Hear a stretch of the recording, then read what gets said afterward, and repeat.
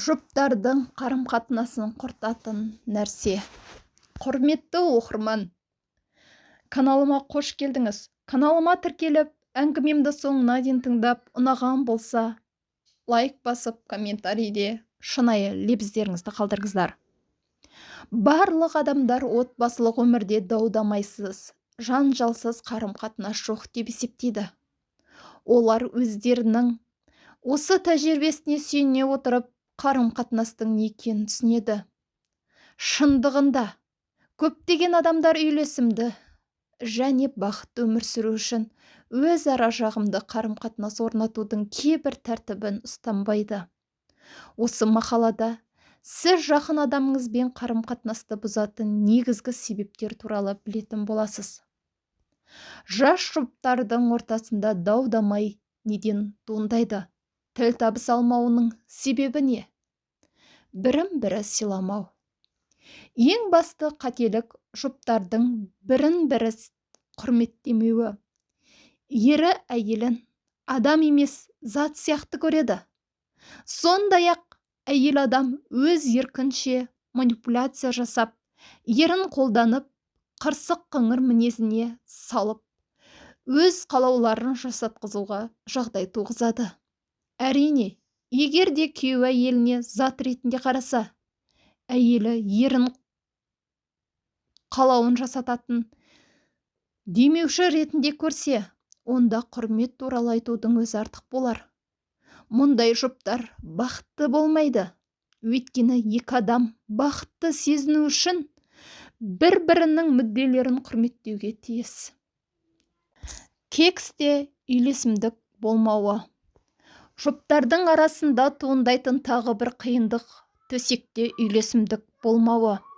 Мысалы, біреу аптасына бірнеше рет кекс болғанын қаласа, ал екіншісі бір айда бірнеше болу жеткілікті деп есептейді. Екеуінің төсекті қажет етуі екі түрлі. Сондықтан жұптар қажеттіліктерін назар аударып, ымыраға келуге тырысуы керек. Өйткені жұптардың арасындағы қарым-қатынаста көптеген мәселе сапалы жыныстық қатынас арқылы шешілуі мүмкін. Опасыздық. Жұптардың бірінің көзіне шөп салуы кешірілмес әрекет. Оны кешіру, қабылдау өте қиын. Жұптардың арасында опасыздық орын алса, бір-біріне деген сенім, сүйіспеншілік жойылады. Опасыздық бұл алдау және сатқындық жасау. Ондай адаммен бақытты өмір сүру мүмкін емес. Мұндай әрекет есеппен үйленген жұптар арасында, азаматтық некеде тұрған жұптардың арасында да болуы мүмкін. Еркін жүріп тұру осы екен деп білгеніңді істеу дұрыс емес. Өмірдегі мақсат мүдделері сәйкес келмеуі. Кейбір ерлі-зайыптылар ортақ мақсаты мүдде жоқтығына байланысты қарым-қатынаста қиындықтарға тап болады.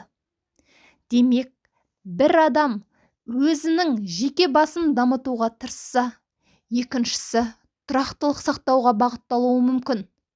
Өмірге деген көзқарастары әртүрлі жұптардың қарым-қатынасы ұзаққа бармайды. Өйткені өзін дамытуға тырысқан адам өзінің екінші жартысынан түсінушілік пен қолдау ала алмайды. Ғалымдардың тұжырымы бойынша, өмірлік мақсат мүддесі бірдей жұптардың қарым-қатынасы үйлесімді әрі ұзақ болмақ. Түсіну мен қолдаудың болмауы. Жұптардың арасындағы ең маңызды мәселе серіктесінен қолдау көрмеу.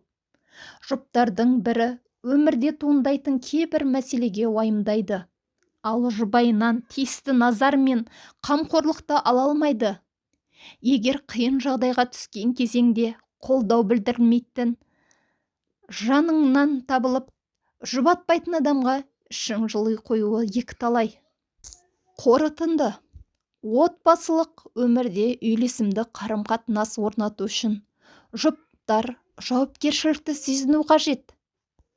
Үйлену оңай, үй болу қиын деп бұрынғылар бекер айтпаса керек.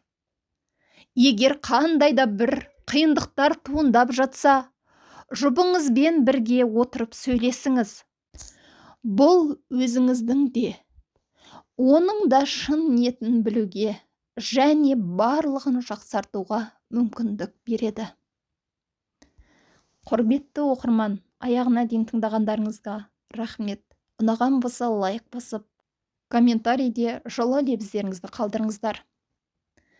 Каналыма тіркеліп кетуді ұмытпаңыз. Алдағы уақыттарда керемет пайдалы ақпараттарды шығаратын боламын. Және де өзге де пайдалы ақпараттарды, әсерлі әңгімелерді каналымнан тыңдай аласыздар. Каналыма тіркеліп кетуді ұмытпаңыз. Алдын ала рахмет.